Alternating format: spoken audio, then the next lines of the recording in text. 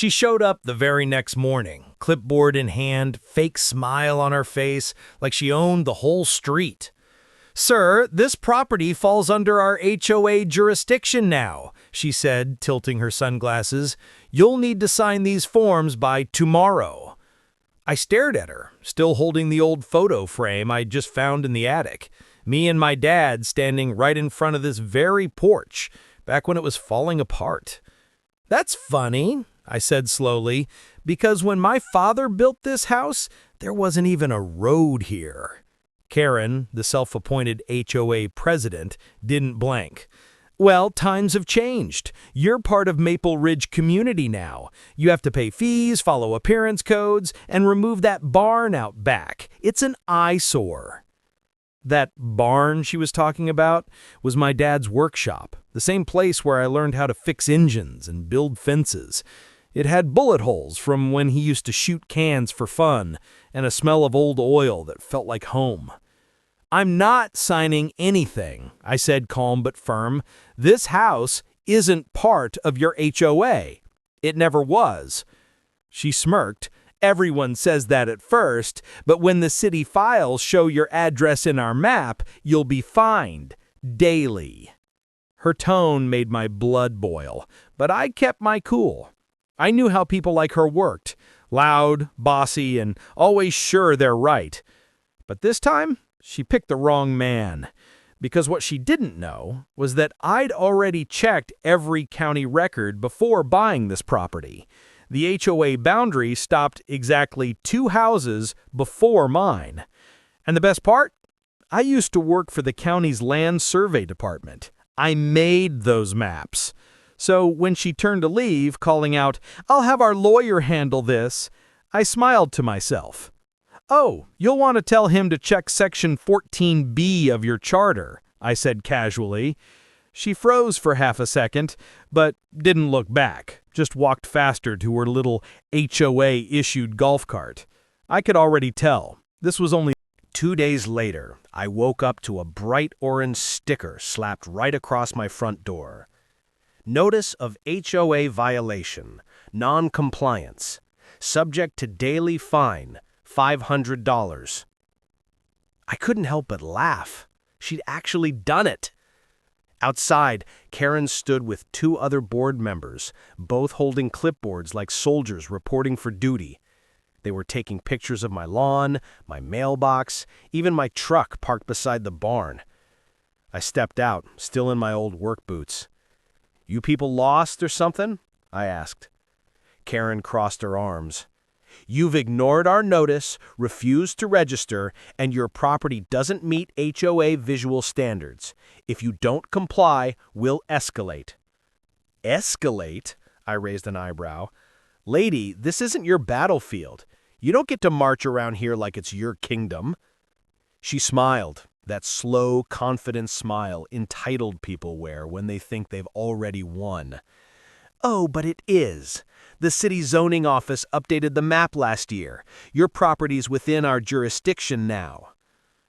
I could tell she thought she had me cornered, but I'd spent my entire career dealing with zoning maps and property disputes.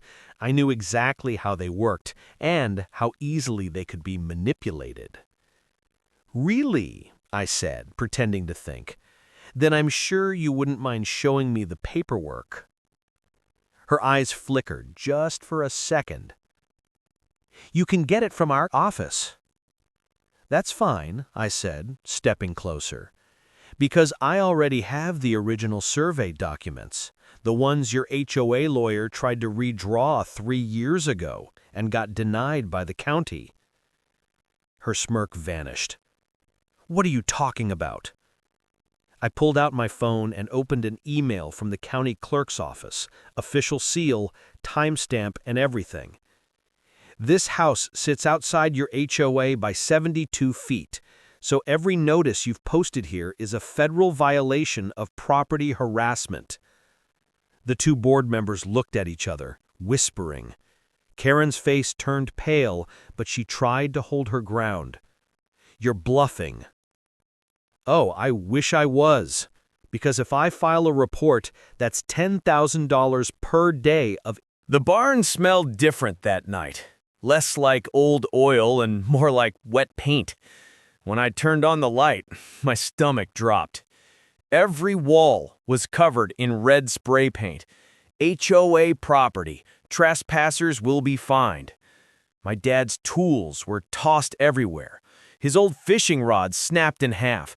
The wooden sign he'd carved, Jameson Family Workshop, established 1979, lay broken on the ground. I just stood there for a long moment, fists clenched. Not angry yet, just quiet. That heavy kind of quiet when you're trying not to lose control. I took photos of everything, every inch. Then I looked up at the small camera in the corner of the barn, the one I'd installed last month when I started restoring the place. It was still blinking red, recording. I smiled a little. Gotcha. The next morning, I drove down to the local sheriff's office. The deputy on duty looked at the footage, then back at me with wide eyes. "You're saying this is the HOA president?" "Yep," I said, sipping my coffee. "And those two clowns with her are her board members." He shook his head. "Man, she's in trouble. That's breaking and entering, vandalism, and property harassment. You want to press charges?" "Not yet," I said, leaning back. "Let's play it smart. I want her to dig her own hole deeper first." He grinned. "You're one of those patient types, huh?" "Used to be a county surveyor," I replied. "Patience comes with the job." That night, I decided to test something. I printed out one of my official boundary maps, the one showing my property line ending well before the HOA border, and pinned it right on my fence, where everyone could see. Big red letters across the top. Private property, not under HOA jurisdiction. By the next morning, the sign was gone, but in its place, there was a new one. Notice of demolition review, unapproved structure. She doubled down. Karen was. The next day, I saw the bulldozer parked across the road, bright yellow, idling, ready to move. Karen stood beside it, talking to a man in a reflective vest, like she'd just conquered new land. That was it. I walked straight up to her, holding a folder under my arm. "You planning to tear something down today?" I asked. She turned, fake sweet. "Oh, good morning. Yes, we're removing unapproved structures. You had your chance to comply." "Unapproved?" I said. "You mean my dad's barn, the one on private land you've been trespassing on?" She scoffed. "You're not above community law." I grinned. "Actually, I'm above your law." I pulled out the papers from the folder, certified county survey maps, the same ones I'd filed that morning with the sheriff's office. Behind them was an official cease and desist order, stamped and signed. Karen's smile faded the moment she saw the seal. "Effective immediately," I read out loud, "Maple Ridge HOA is prohibited from entering, altering, or enforcing any codes on the Jameson property.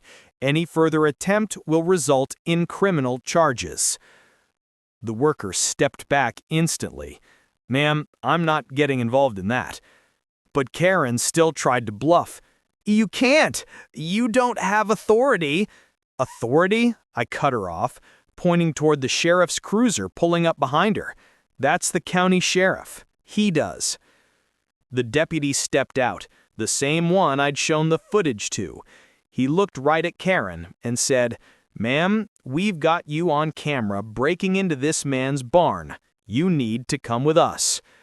Her mouth fell open. "This is a mistake. I was protecting the neighborhood." "No," I said quietly. "You were trying to control it." They cuffed her right there on the road. Her two board members watched in silence as the deputy read her rights. When the cruiser drove off, I looked around at my property, the porch, the workshop, the hills behind it. Everything my dad built with his bare hands. I picked up the broken wooden sign from the barn and fixed it back on the wall. Little cracked, but still standing. just like this place. A week later, I got a letter from the county. It confirmed what I already knew. The HOA had officially been fined for boundary fraud and unlawful enforcement. As I stood on the porch that evening, watching the sun set behind the trees, I couldn't help but smile. Welcome home, Dad. No one's taken this place again. Because in America, you can push a man, but you don't cross his land.